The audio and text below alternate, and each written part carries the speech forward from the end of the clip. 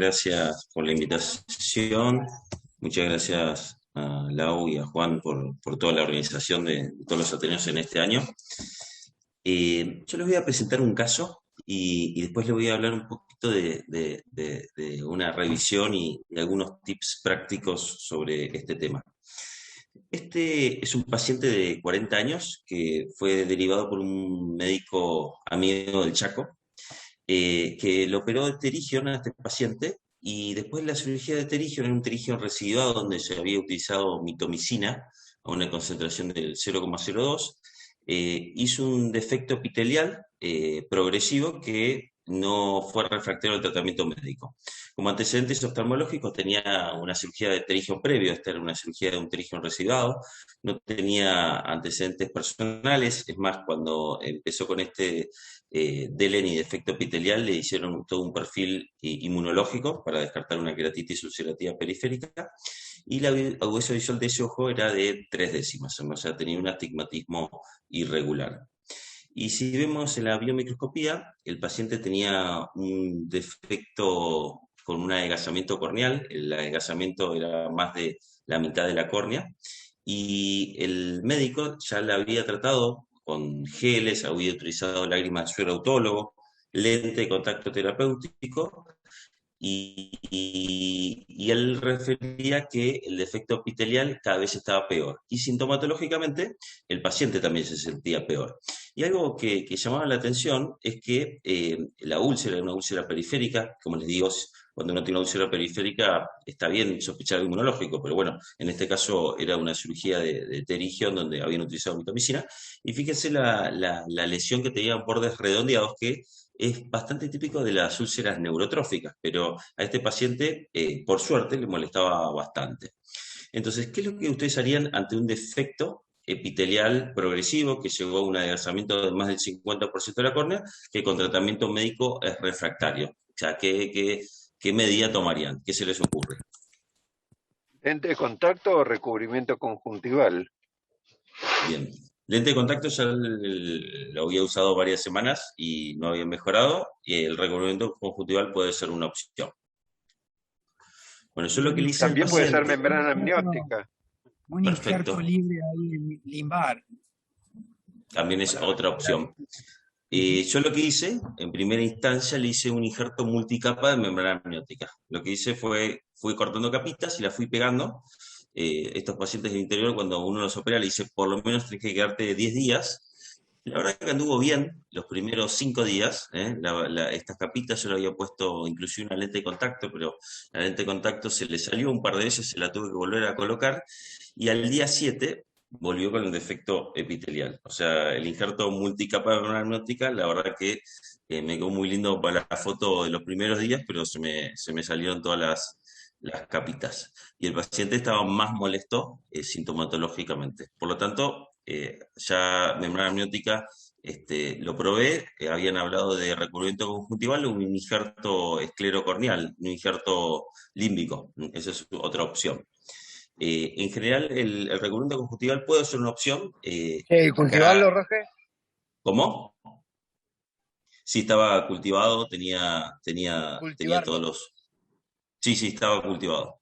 Sí, sí, eso es algo que se sospechó, pero era todo negativo. Igual estaba con antibióticos, y las características que tenía era como bastante estéril la úlcera. No tenía como edema periférico, reacción en cámara anterior. Era como una úlcera más bien fría en el ojo. O sea, tenía el defecto epitelial con el adelgazamiento, pero no tenía reacción en cámara anterior y mucho edema alrededor de la zona. Por lo tanto, habían hablado de recubrimiento conjuntival. Eso puede ser una opción. En general, cuando uno tiene un adelgazamiento, eh, el recubrimiento conjuntival sí, o sea, te genera una capa, pero el adelgazamiento persiste. Por lo tanto, yo lo que planteé en este paciente es hacer un injerto esclerocorneal.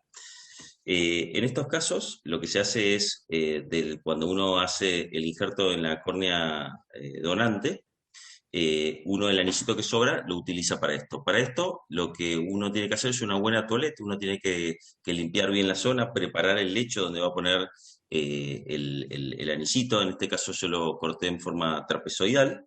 Y uno de los tips quirúrgicos cuando hagan esto se puede hacer también en adelgazamientos periféricos, secundarios una queratitis ulcerativa periférica, es que cuando den los puntos en la córnea, utilicen nylon 10-0, y cuando den los puntos de la esclera, utilicen nylon 9-0. ¿Por qué? Porque cuando terminan la cirugía tienen que enterrar los puntos, y a veces enterrar los puntos en la zona de la esclera pueden ser más complejos.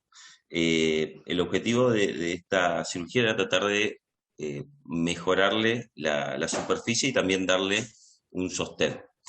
La verdad que el paciente anduvo bien, se fue al interior y posteriormente el médico que me había referido al paciente me explicó que le empezó a recurrir el pterigion sobre el injerto esclerocorneal. Que yo por un lado le dije, mira, la verdad que no es tan malo porque por lo menos nos va a dar un sostén vascular y por lo menos esta complicación de lo que es el defecto con la úlcera corneal no la vamos a tener.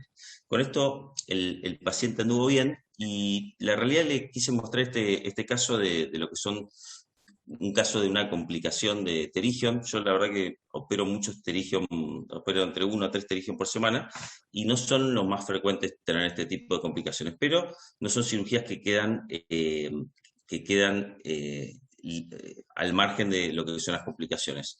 Durante la pandemia, junto a los doctores Brunzini y Pellegrino, hicimos este libro de conjuntiva, donde hicimos una revisión de varios temas, y uno de los temas que tratamos en este libro son las degeneraciones de conjuntiva, y tratar de hacer como una actualización de lo que es la revisión de cuáles son las técnicas y cuáles son las formas de poder mejorar los resultados quirúrgicos en esta cirugía. Así que el objetivo de tratar de mostrarles en esta presentación son las cosas prácticas que para mí sirven en lo que es la cirugía de pterigion.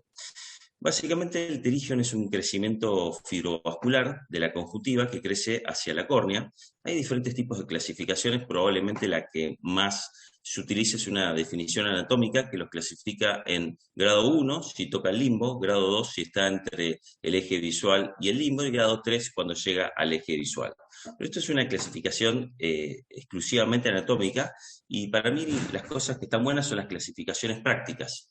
Y esta clasificación de TAN los clasifica en 3 tipos. Atróficos, que son los que no tienen casi tejido fibrovascular por debajo de la conjuntiva, y los hipertróficos son los que son muy gorditos y tienen mucho tejido fibrovascular. ¿Por qué les digo esto? Porque esta clasificación los relaciona con respecto al grado de recurrencia, siendo los hipertróficos los que más riesgo tienen de recurrencia y los atróficos no. Esto es importante porque yo muchas veces opero pterigion que llegan al eje visual, pero son atróficos y son muy fáciles de sacar. Y estos son los que tienen menos riesgo de recidiva. A diferencia que pueden tener algunos pterigion que son muy chiquitos, que llegan nada más al limbo, y esos tienen mucho tejido fibrovascular, esos son los que son bastante elevados si se dan en jóvenes, y esos el riesgo de recurrencia es mucho más alto, más si se dan en pacientes jóvenes. ¿Por qué les explico esto? Porque en esos casos ustedes deberían ser capaz un poco más agresivo para tratar de evitar justamente lo que es la recurrencia. Las indicaciones de la cirugía de pterigion son varias, obviamente cuando ocurre el eje visual, si generan astigmatismos elevados, diplopia, o lo más frecuente, o por lo menos en mi caso, son los pacientes que se quejan de irritación crónica o cosmética. La mayoría de los pacientes se operan en estadio 1 o 2, por lo menos lo que yo veo. Es raro que los pacientes lleguen a un estadio 3. Con respecto a la técnica quirúrgica, si ustedes hacen una revisión bibliográfica, existen diferentes formas de poder sacarlo. Algunos lo sacan con un crescent, otros lo sacan con una esponja, otros lo sacan con tijeras. La realidad es que no hay un consenso quirúrgico de cuál es la mejor técnica para sacarlo. Y yo cuando les enseño a los chicos en el hospital, lo que les digo, mira, probá a sacarlo desde la cabeza, probá a sacarlo desde el cuerpo, sacarlo de la técnica que vos quieras, sé lo más prolijo. Lo importante es que lo saques bien, pero el éxito de la cirugía no va a depender cómo lo saques, sino va a depender qué es lo que vos haces con lo que te queda en el lecho.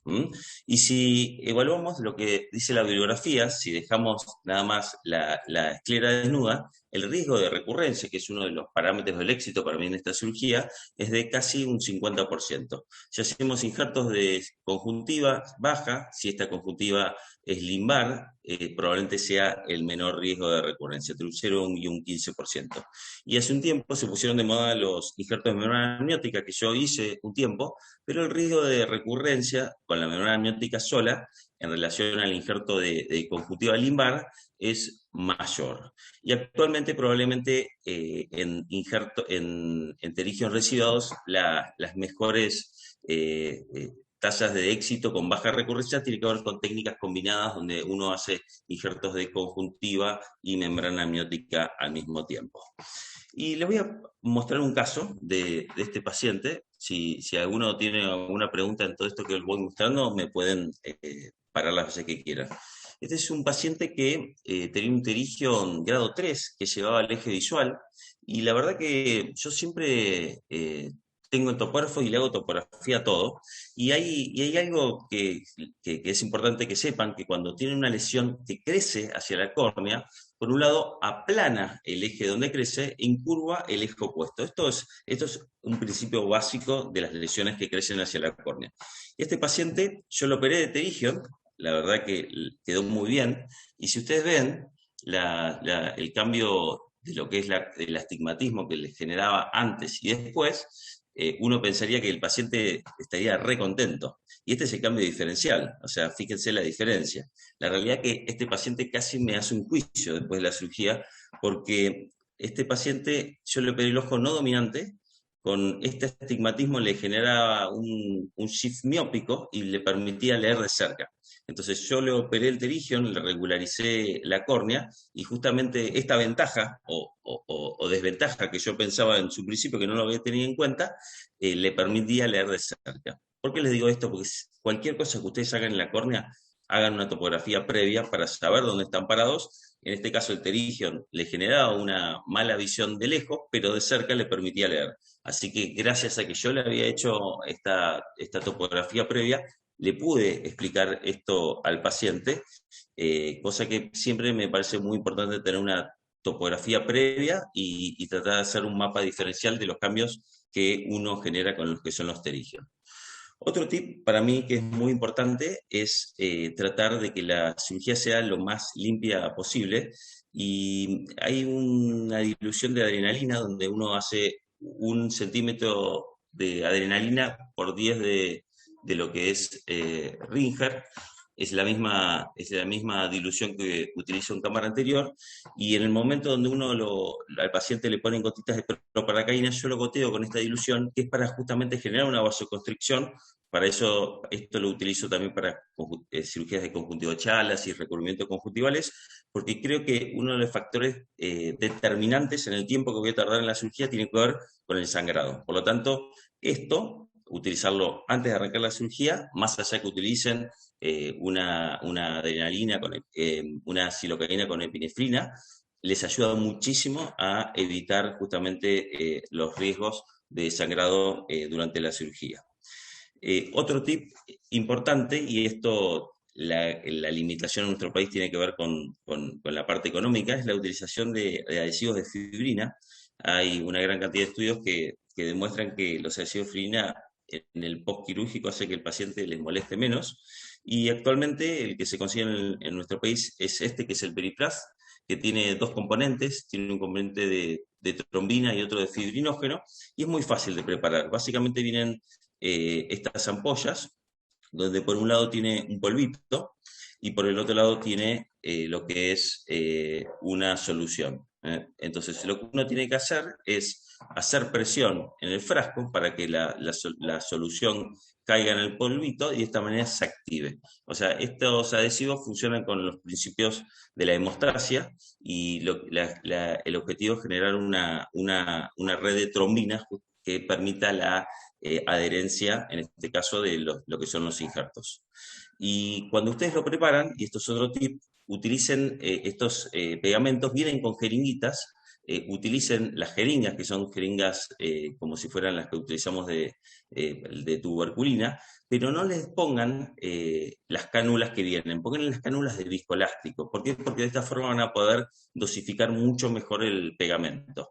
Los adhesivos biológicos tienen dos principios. Uno es que la superficie tiene que estar bien seca y otro es que tienen que poner las mismas proporciones. Esto quiere decir, si ponen una gotita de trombina, tienen que poner una gotita de fibrinógeno. O sea, la idea es mezclarlas en partes iguales. Y otro principio es que más es menos. Esto es un principio que siempre hablan de marketing. Y a mí me encanta hacer experimentos, y esta es Sol, y traté de mostrar que si uno pone pegamento, porque la verdad que cuando uno opera, lo que pensaría es que si le pongo más pegamento pegaría más.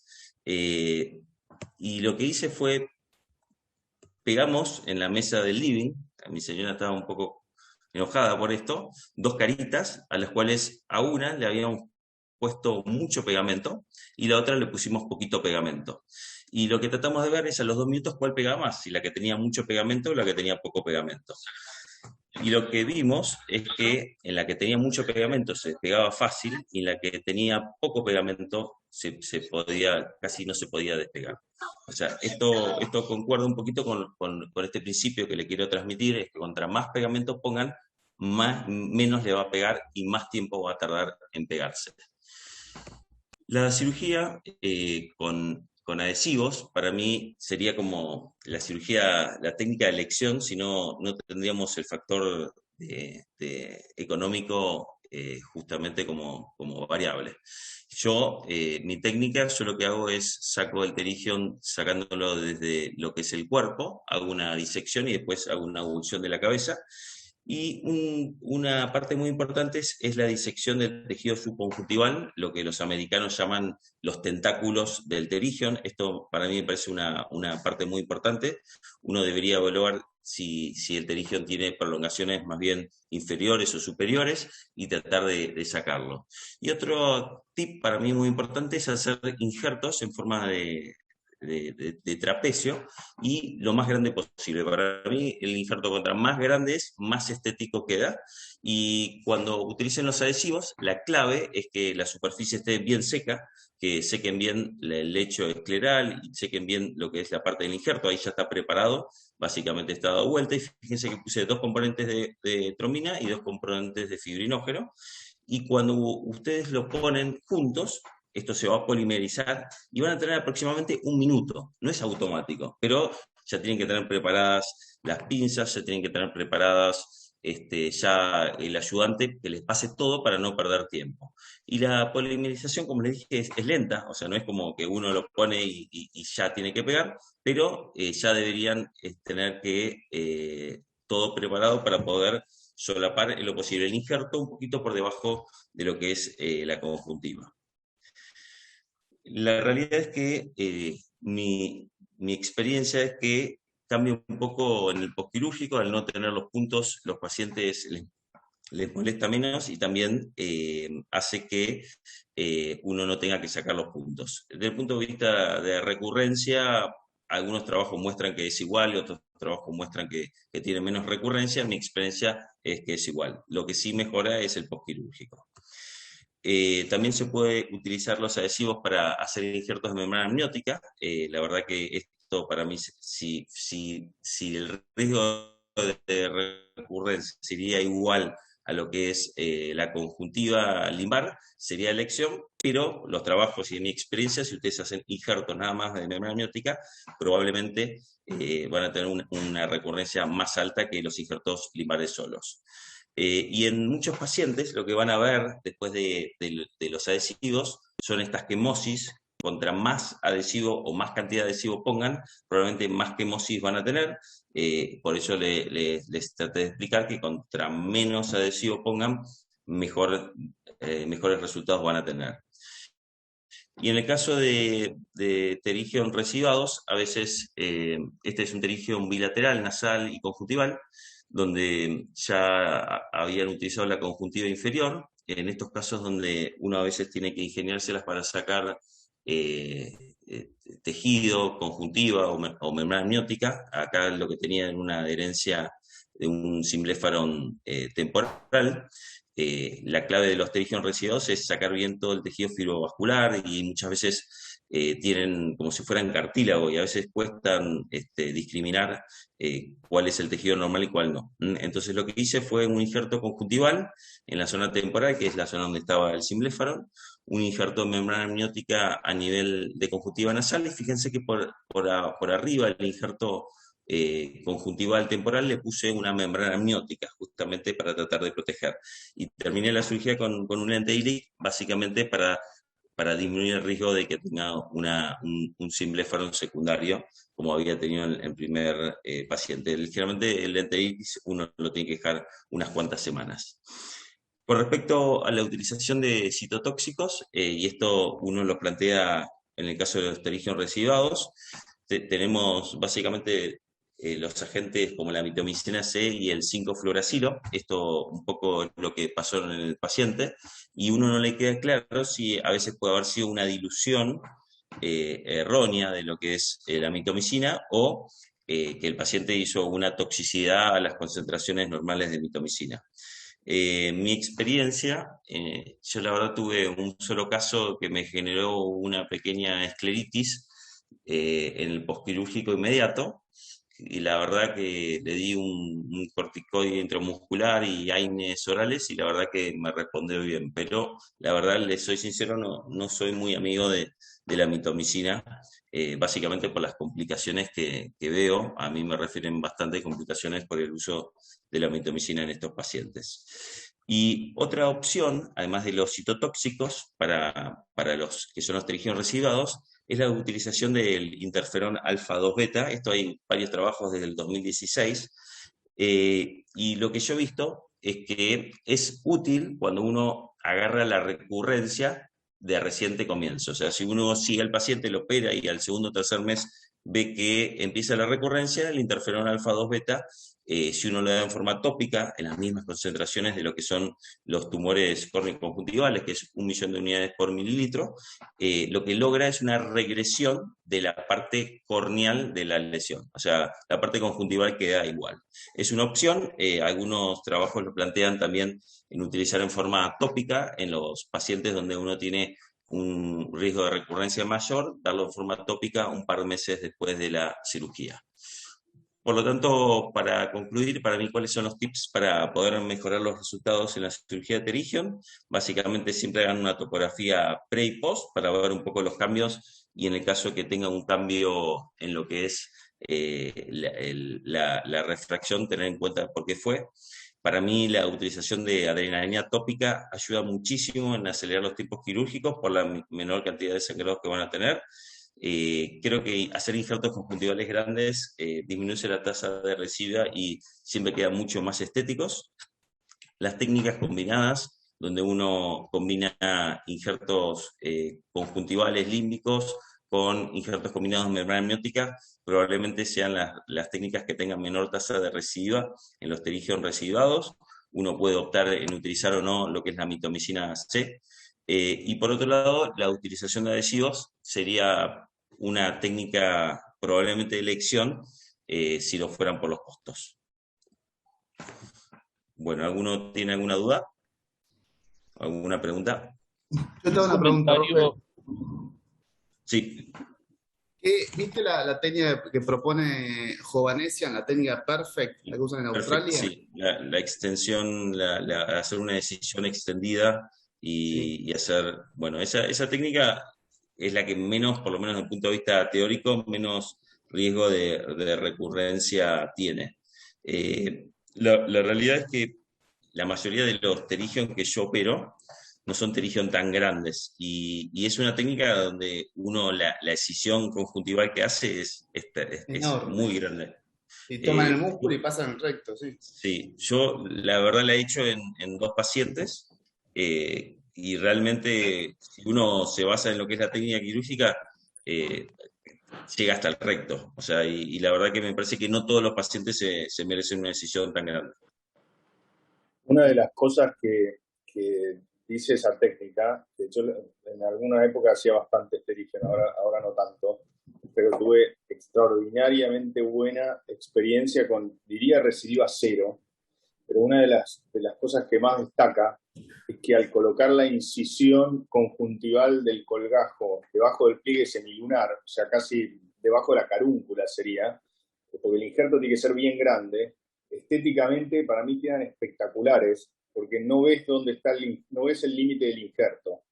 Lo que vos dijiste antes en la charla, que está perfecto, que cuanto más grande el injerto, más lindo queda, y es así, es como que terminan siendo el lado del terígeno el más lindo de los dos con respecto al lado no operado, cuando haces un injerto bien grande. Sí, tal cual. Para mí, injertos grandes, estéticamente, probablemente los injertos grandes molesten más en el postquirúrgico, pero una vez que pasan los primeros 10 días, le trae muchas ventajas. Jorge, yo Un uso comentario, brimonina, también está buena para vasocontraer. El uso de Brimonina. abrimonina, sí, también. un comentario totalmente de un no experto. Me han tocado tratar 2 pacientes perforados, como si hubieran tenido una explosión, tratados con mitomicina. O sea, mitomicina tiene riesgos grandes. Bueno, he visto otros casos muy adelgazados, pero perforados he visto 2. Los 2 perdieron el ojo. Sí, es un tema. A veces queda la duda si fue la dilución o si fue la mitomicina. Yo he visto también pacientes, inclusive después de hacer traves de glaucoma, y es una complicación bastante compleja de tratar. Roge, la doctora Ciangas te pregunta si en el injerto de conjuntiva preferís conjuntiva vulvar superior o inferior. Bueno, eso es una buena pregunta. Si el paciente tiene algún antecedente de glaucoma, probablemente lo mejor es hacerla de conjuntiva inferior. Si no tiene antecedentes, yo generalmente lo hago de conjuntiva superior. Pero el tema de seleccionar o no conjuntiva superior tiene que ver probablemente con el tema de si el paciente puede requerir algún tipo de cirugía en el futuro. Arroje que cuando yo estuve allá en Estados Unidos usaban para cortar, tenían una punta que de las de cauterio, vistas bipolares, y cortaban Sí. con eso directamente toda la conjuntiva, entonces tenían cero hemorragia. No sé si alguna vez viste o tenés alguna experiencia. Utilizan el cauterio monopolar. Exacto, para cortar, sí. Sí, sí. También actualmente hay unos cauterios de plasma que están promocionando para hacer cirugías de conjuntiva. La verdad no lo utilizo. Yo utilizo siempre la técnica manual que es con la que me formé. Pero sí, para mí todo lo que disminuye el riesgo de sangrado acelera muchísimo la cirugía. Se pregunta también, perdón. No, eso, que ahí te preguntan en el chat, que es siempre un debate, si de donde sacás el injerto, si lo dejás abierto o si lo cerrás. No, yo lo dejo abierto. Algún que otro paciente me ha hecho algún granuloma que con el uso de corticoides tópicos, o sea, no he tenido problema. La realidad siempre lo dejé abierto y no he tenido mucha complicación con eso.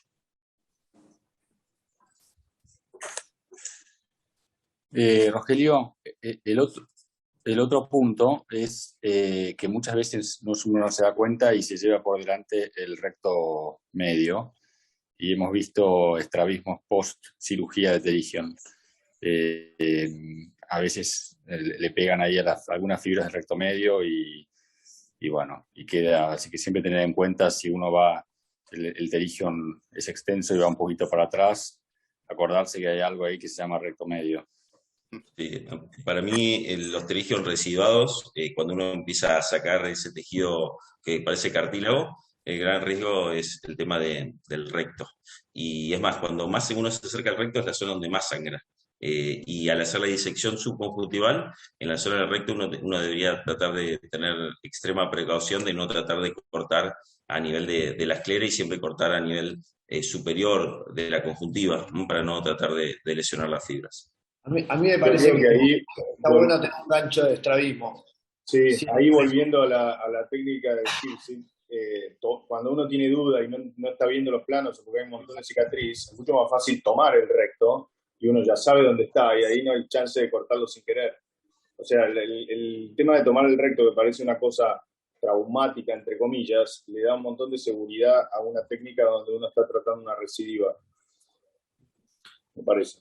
Después, Roger, una pregunta más, porque viste que se habla mucho, y hace poco salió un trabajo de Brasil bastante importante, donde tenían, no me acuerdo si eran 1000 casos, y había una incidencia o sea, mandaban todos los casos de anatomía patológica, y tenía una incidencia de un 14% de células neoplásicas en los pterígenos. ¿Vos mandás todos anatomía patológica? ¿Qué tasa tenés de neoplasia? Yo mando a todos anatomía patológica, y lo que hago como tratar de ejercicio para tratar de aprender es siempre le hago un OCT al pterigion para tratar de ver las características de las células epiteliales. Generalmente en las lesiones neoplásicas hay una hiperplasia epitelial, donde es más de 140 micras, y hay un cambio brusco de la reflectividad. Generalmente son células hiperreflectivas. Generalmente los pterigion, el epitelio está bien, un poquito adelgazado, y el tejido es subepitelial. O sea, trato de hacerle como aprendizaje, y siempre que saco algo del ojo, lo mando a analizar. O sea, eso me parece un concepto muy importante. Bien. ¿Alguna pregunta más? Porque otro punto importante es que tiene que llevar a las nenas al colegio. Y van a llegar tarde, así que me solidarizo con Mariel. Bueno, muchas gracias. Una última pregunta, Roger, Sí. capaz es para Adolfo. Dice, si le vas a tomar el músculo, ¿la haces con tópica y subconjuntival solamente, o le haces una paravulvar? Para hacer una perfect, ponele. Siempre se habla de lo que quisieron hacer marketing con la cirugía de estrabismo, de cirugía tópica. El mejor marketing es que no duela. Eso, ahí al revés del marketing que dice menos es más, acá más es mejor. Lo importante es que el paciente no le duela, y las cosas que más duelen es el tironeo del músculo. Entonces, si vas ya pensando que es recidivado y vas a ir atrás y vas a tomar el músculo, hacer tipo, no, yo hago perivulvar en casi todos los pacientes, así que siempre no está de más hacer una perivulvar. Y de paso le dejas la conjuntiva natural como está, y no la tenés media infiltrada. O sea que hacer una perivulvar, si tienes un anestesista que te hace una sedación, me parece que siempre es lo mejor para esos casos, ¿no? Porque duele mucho realmente cada vez que uno tironea el músculo. Bien. Bueno, Roger, te liberamos para que vayas a... Bueno, gracias para todos. Gracias, Roger. Que tengan un buen día. Muy bueno, Roger. Bueno, Roger. Bueno, ¿y vas vos, Juan? Dale, gracias, Lau. Este caso es un caso que la verdad que cuanto más participen mejor, porque no es un caso que sea para demostrar qué genios y capos somos y cuánto sabemos, sino es un caso para discutir y a ver si las opiniones son iguales o no, o si a uno se le ocurre alguna idea distinta a la nuestra. Porque la verdad que es un caso que nos dejó medio sorprendidos con el resultado y con cómo evolucionó. Entonces les cuento desde el inicio. Paciente de 65 años de edad que consulta en 2017 para una segunda opinión. Como antecedente le habían tratado este mismo ojo que tenía afectado ahora por un melanoma de coroides, un supuesto melanoma de coroides en otro centro. El oftalmólogo que le trató dice que veía un crecimiento, por lo que le indica repetir la braquiterapia de ese ojo. ¿Bien? Solo la vemos un año después del tratamiento que le hicieron. Cuando viene veía del ojo derecho, que era el ojo sano, 10 décimas, y del ojo afectado veía movimiento de manos, la presión de 15 en ambos ojos. Este es el fondo de ojo del ojo derecho, que si a alguno le ve algo particular, menciónelo, pero es básicamente normal. Es algunas alteraciones ahí, diferencias de coloración de una zona u otra, pero no se ve ninguna alteración, ningún crecimiento, ni ninguna lesión en particular, ni drusas, ni nada que me llame la atención. Y este es el otro ojo. ¿Alguno quiere describirlo o quiere decir a ver qué ve o qué opina de esto? Tiene una masa a nivel de mácula. Bien, Una perfecto. sobreelevación blanquecina. Perfecto, una masa blanquecina, como fibrosa Claro. parecía, con Y exudado. asociada a drusas al costado, eso está exudando, ¿no? Exacto, perdón, es verdad que corto. Ay. También otra más chiquita arriba. Segundo. Bueno, Estás complicado, Juan. No lo rompas. Ahí está. Bueno, la paciente traía estos estudios de base, ¿bien? Traía una resonancia donde era todo normal, salvo la lesión en el ojo, un PET normal, y traía esta RFG, la que básicamente la RFG esta, ¿algunos quieren mencionar algo en particular que vea en la RFG o algo que le suma hacia algún diagnóstico, que le oriente hacia algún lado? No se ve nada atrás. Bueno, bien, o sea, se ve la misma lesión que veíamos en el fondo de ojo, se ve que tiene exudación en tiempos tardíos, que es la segunda imagen, no se ve doble circulación o algo que me oriente a, por ejemplo, un melanoma, o no se ven los pinpoints que se extienden del melanoma tampoco, o sea, no, la verdad que no nos aporta tanto la RFG, como nunca nos suele aportar. Sería retinal, ¿no? Esto. Puede ser subretinal también, pero retinal también, porque los vasos de la retina están todos, digamos, están desaparecidos. ¿Puede ser? Claro, no hay mucho del planeta del que estuvieron hablando la otra vez, aunque al ser tratado algo se altera, pero no tiene las características de... Ninguna, exactamente. Un detalle también de la regla de planetas es para tumores chicos. Esto no es chico, esto tenía, no me acuerdo, 5 milímetros de altura o algo por el estilo. 6 milímetros. Sí, no era chico, así que no se aplica la regla planeta. Pero bueno, no tiene ninguna de las características de los melanomas clásicos que hablamos, ¿bien? Entonces, ¿qué estudio le pedirían? ¿Qué estudio pedimos siempre que queremos hacer un diagnóstico de un tumor? Ecografía. Eco. Y acá tenemos la ecografía de este paciente, y fíjense que es una ecografía bastante irregular, una forma súper irregular, con distintas reflectividades. Tenemos una zona de reflectividad media baja, una zona de reflectividad alta con sombra posterior, como si fuese, no sé si llega a ser calcio, pero algo así de mucha densidad, y un desprendimiento de retina asociado. ¿Bien? ¿Alguno ve algo más en la ecografía? No tenía movimientos vasculares espontáneos, y medía 6 de altura y 8 de base. ¿Alguno ve algo que quiera sumar? Se ve el DR Sí, que se ve en la foto líquido también. alrededor. Pero... Sí, se ve el DR también, exacto. ¿La paciente no refería a ningún antecedente sistémico? Sea de mama, No, sistémico ninguno. Ninguno. Arturo, no digas nada todavía. Ya te veo sonriendo ahí. Entonces, estamos ante una lesión hipopigmentada de aspecto fibroso, sobrelevada, con exudación que la rodea. Ahí puse calcio en la ecografía, en verdad. No sé si llega a ser calcio, es algo de alta reflectividad con sombra posterior. Sí, pero era calcio, ¿eh? Era calcio. Lo vi varias veces y era calcio. Por lo menos en parte. Después lo discutimos. Con un desprendimiento de retina, como antecedente un tratamiento con placa y un supuesto crecimiento. Entonces, ¿qué hacemos ante esto? Bueno, bien Lau preguntó los antecedentes. Bueno, vamos a ver si tiene algún estudio anterior de qué tenía antes, o sea, la trataron antes o qué tuvo antes. Y vemos esto. ¿Alguno quiere mandarse a decir qué es? ¿Qué tiene? Ella nos dice que le habían hecho láser por una maculopatía en ese ojo. En el 96, perdón, me faltó eso. Entonces tenemos, ahí lo que tenemos es una lesión hipopigmentada con una zona hiperpigmentada que impresiona hacer una cicatriz de láser. No sabemos bien sobre qué está hecha, porque la verdad que no tiene signos de una maculopatía clásica. No sé bien, a ver qué opinan ustedes, a ver qué, viendo esta foto, ¿qué piensan que tuvo o qué piensan que es?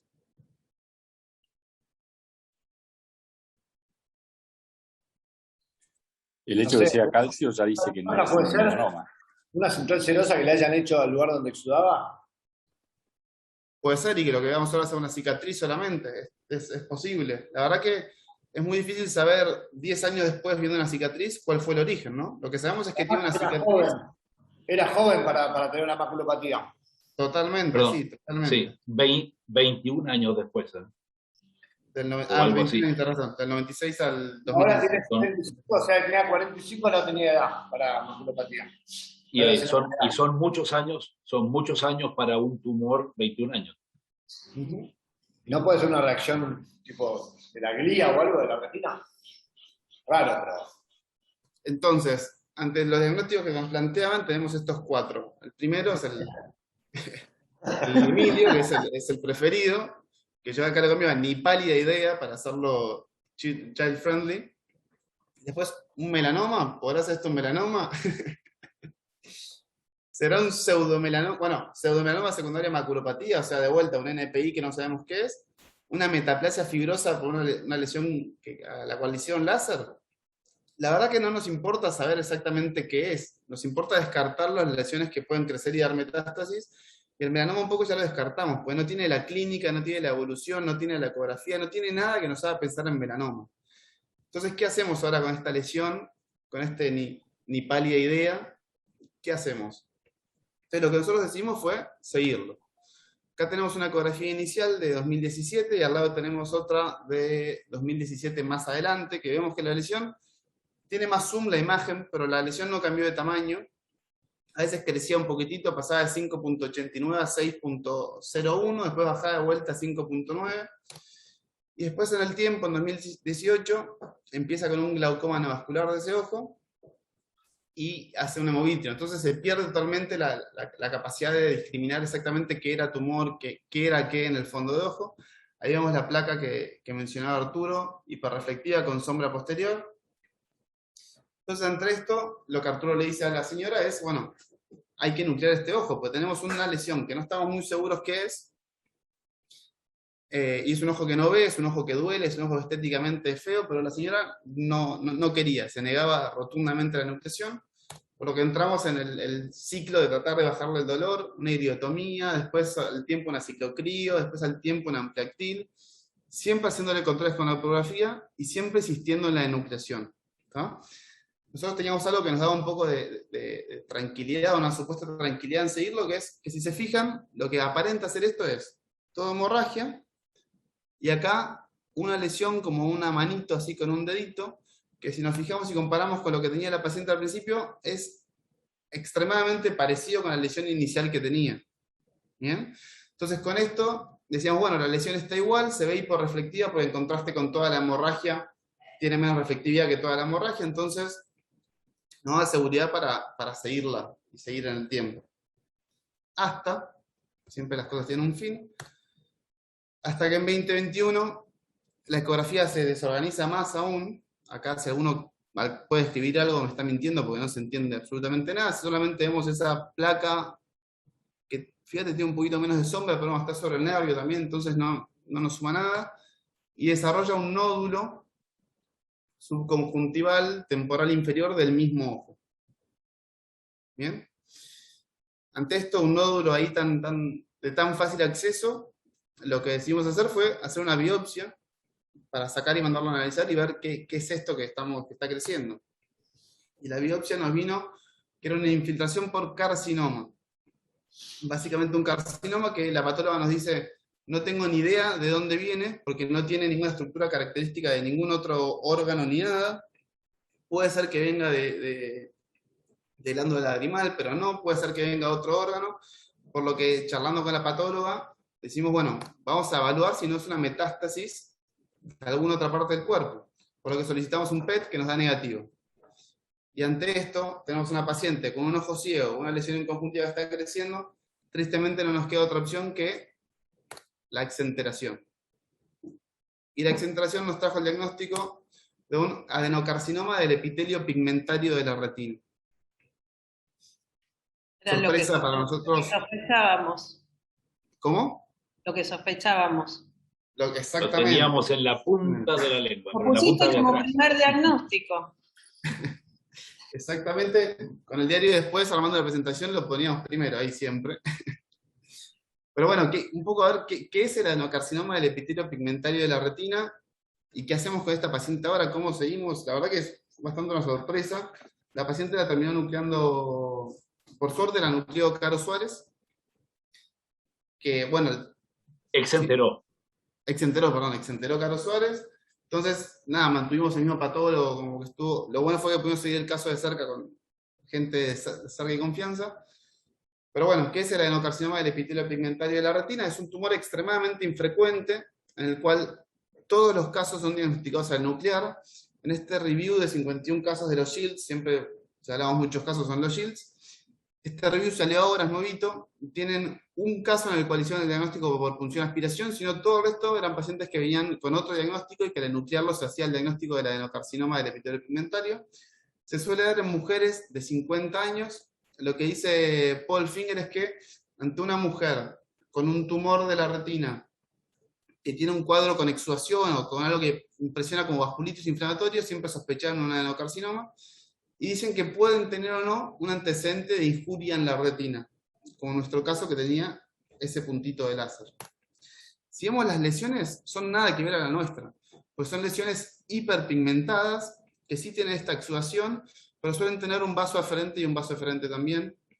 Esta primera foto es del trabajo de los Shields, es un adenocarcinoma que sale de una hiperplasia del epitelio pigmentario de la retina.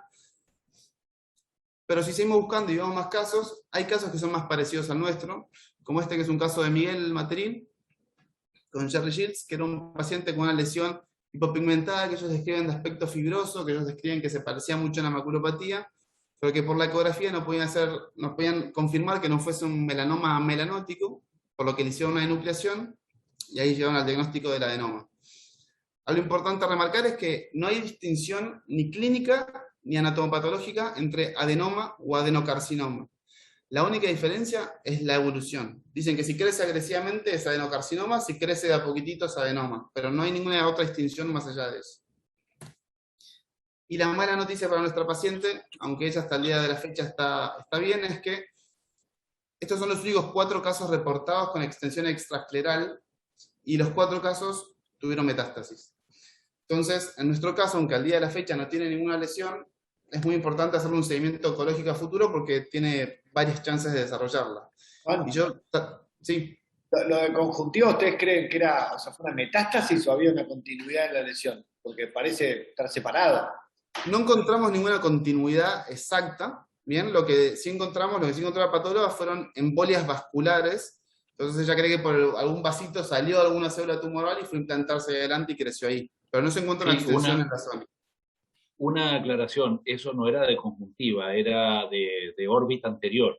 Y para los que crean que podríamos haber hecho el diagnóstico haciendo una punción aspiración con aguja fina, le sacamos algo así como 1 centímetro cúbico y no pudieron hacer diagnóstico. El diagnóstico fue carcinoma. Cuando le hicieron lo de conjuntiva, sí. Sí. Claro, lo de órbita. Por eso hizo falta la pieza completa para que la patóloga tenga material suficiente para saber qué era.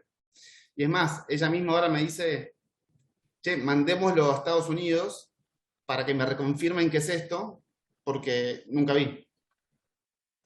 Entonces, nada. Yo tuve un caso, una paciente con esto, pero parecía un melanoma, era igual a un melanoma, hace muchos años, hace no me acuerdo, como 20. Más como se esto, veía capaz. igual a un melanoma grande, con un desprendimiento de retina exudativo secundario, y la enucleamos, y se lo mandamos a Oscar Cloxato, y él me dijo lo que era, pero era igual a un melanoma, en una mujer de 35 años en ese momento, la he visto ahora hace poco. Es que la mayoría de los casos suelen medir con diagnóstico de melanoma, y clínicamente es indiferenciable uno del otro. Y lo bueno es que responden bien también a la braquiterapia. Entonces, si es una lesión chiquitita, te confundís y le pones una placa, suelen responder bien. En este caso no respondió bien. La duda es, ¿la placa estaba bien puesta? ¿El que le puso la placa sabía poner placas en polo posterior donde estaba la lesión inicial? ¿O qué pasó? Eso bueno. Bueno, creo que ahí, no sé si lo vas a comentar ahora, ¿cuál fue el proceso de diagnóstico de esta mujer? Porque ese es un proceso bastante curioso. Lo primero es que un capo del tema, que era Enrique Malbrán, le había hecho el tratamiento para una maculopatía de origen desconocida hace 20 y tantos años. ¿tá? Pero después, años después, cuando apareció con esta masa, cuando nosotros las fotos que mostró Juan, las recibimos, no las podíamos sacar porque ya había sinequias y las fotos que sacamos eran de bastante mala calidad, o sea, ya no se veía bien.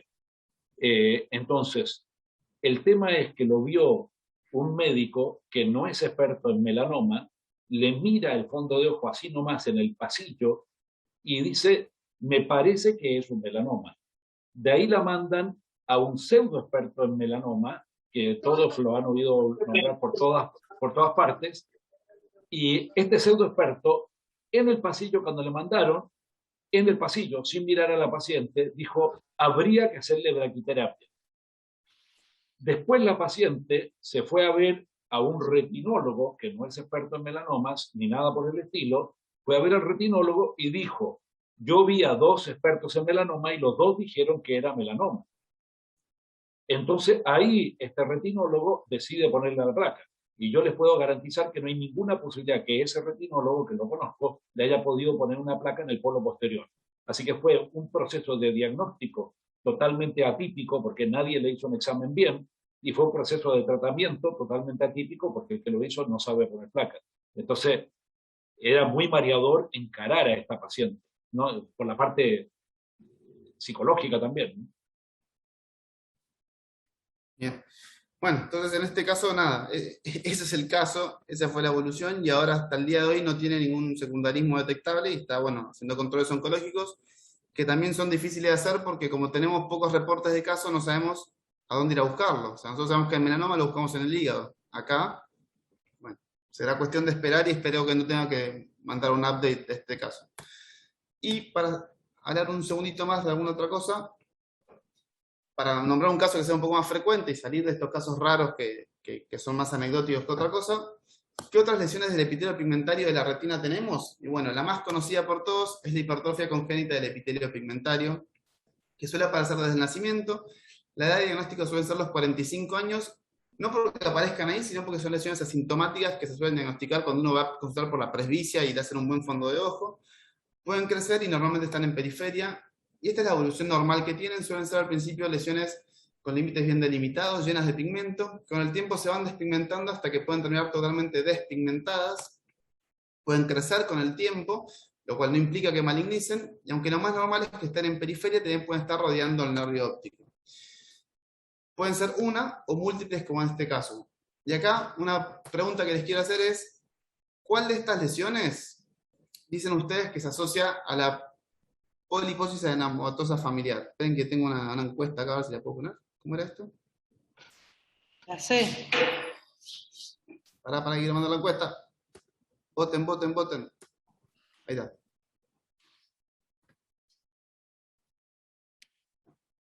Dos votos a la C, 3 a la C, 9 a la C, 11 a la C.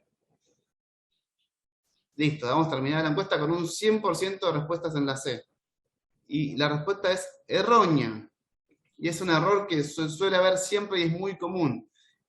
Esas lesiones no están relacionadas con la poliposis adenomatosa familiar, y esto ya está demostradísimo. Este es un trabajo de Elias Trabulsi y también de la Cleveland Clinic, en el cual él diferencia estos 3 tipos de lesiones. ¿Bien? Tenemos la hipertrofia congénita del epitelio pigmentario clásica, las pigmentaciones agrupadas, que son los bear tracks o en pasos de oso, huella de oso, o las lesiones pigmentadas del fondo de ojo en poliposis. ¿Bien? ¿Y cuál es la diferencia? Que las lesiones pigmentadas en poliposis, que son estas que ven acá, suelen ser más de 3, pueden ser bilaterales, pueden estar en cualquier lugar del fondo de ojo, mientras que las otras suelen estar más en periferia. Y una de las mayores diferencias es que las más grandes están más cercanas al polo posterior, a diferencia de las bear tracks, que las más pequeñas están más cercanas al polo posterior. Y después la forma, suelen tener esta forma en grano de café, que se empieza a despigmentar de los bordes y pueden terminar siendo totalmente hipopigmentadas. Estas lesiones de este tipo, fíjense que siempre son de esta forma, tienen esta forma como un grano de café, ¿bien? Como así, como si fuese una gotita, con un borde hipopigmentado, que la más grande está más cerca del polo posterior, y no suelen ser tantas como son las bear tracks, ¿bien? Como estas, que estas son múltiples, son más planas, son las más pequeñas cerca del polo posterior y no tienen asociación sistémica. La diferencia, ¿cuál es? Que en estas, así como en la hiperplasia congénita del epitelio pigmentario, es solamente pigmento, ¿bien? Mientras que en las otras, estas lesiones que vemos son adenomas, son efectivamente adenomas del epitelio pigmentario, que no crecen, no implican nada para el fondo de ojo, pero sí es importante diagnosticarlas porque un 43% de los pacientes con polipomatosis adenomatosa familiar tienen estas lesiones. Entonces, si tenemos un paciente con antecedentes familiares y estas lesiones, hay que estudiarlo porque ese paciente lo más seguro es que tenga una polipomatosis y haya que hacerle una biopsia de intestino para prevenir que no genere un cáncer a futuro. y llegan al cáncer de colon en más de la mitad de los casos. No, en el 100%, la polipomatosis familiar. El 100%, con el sí, tiempo al 100%. O sea, sí, muchísimo. Si tiene pólipos, el 100% hacen cáncer. Y eso es todo. Gracias, Juan. Lindo caso. Sí. Gracias por escuchar. Bueno, gracias. ¿Algo o nos vamos? Creo que estamos en el 27. Muy bueno, Chao, muchas gracias. Nos vemos la semana que viene. Dale.